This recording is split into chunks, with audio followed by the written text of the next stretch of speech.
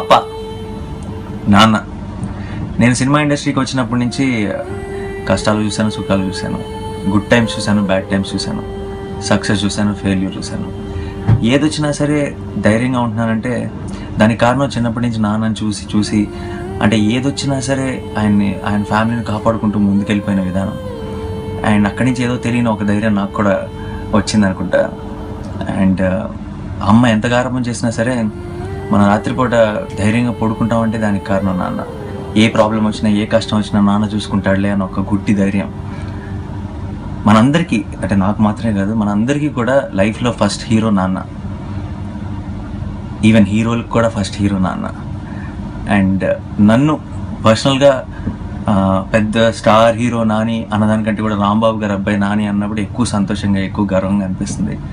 And పర్సనల్గా నాకు అక్కకి ఐ థింక్ నాన్నని చూసి నేర్చుకుంది ఏంటంటే అందరినీ కలుపుకుంటూ వెళ్ళిపోవాలి, అందరికీ సహాయపడాలి, రిటర్న్ ఎక్స్పెక్ట్ చేయకూడదు.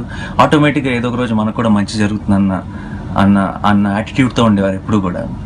అది ఎలా పాసిబుల్, అది అవుతుందా నిజంగా అనిపించేది. బట్ ఈరోజు తన పిల్లల మేమిద్దరం చాలా హ్యాపీగా సెటిల్డ్ అయిపోయిన తర్వాత ఆయన సంతోషం చూసినప్పుడు అర్థమవుతుంది ఇన్ని రోజులు ఆయన నమ్మిన పాలసీని ఆయన ఫాలో అయ్యారు కాబట్టి ఈరోజు మేమంతా ఇంత హ్యాపీగా ఉండగలిగాం.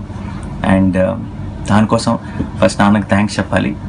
అంటే థ్యాంక్స్ అన్న చాలా చిన్న మాట, ఎంత చెప్పినా తక్కువే. కానీ అన్న నన్ను ఎప్పుడు కలిసినా సరే అప్ప నల్లా ఇరికింగ్లా అని అడుగుతారు, నాన్న ఎలా ఉన్నారు అని అడుగుతారు. అండ్ ఆయనకి ఫాదర్ అంటే ఎంత రెస్పెక్ట్ అన్నది ఆయన మాటల్లోనే తెలుస్తుంటుంది. సో ఐఎమ్ ఈరోజు నాన్నకు సంబంధించి ఈ విషయాల్ని షేర్ చేసుకోవటం చాలా చాలా సంతోషంగా ఉంది. And thank you so much అన్న ఈ బయట అడిగినందుకు. కనీసం ఈ వంకతో అయినా సరే నాన్న గురించి 4 ముక్కలు మాట్లాడగలిగినాం. And all the best for అప్ప అన్న. Good luck.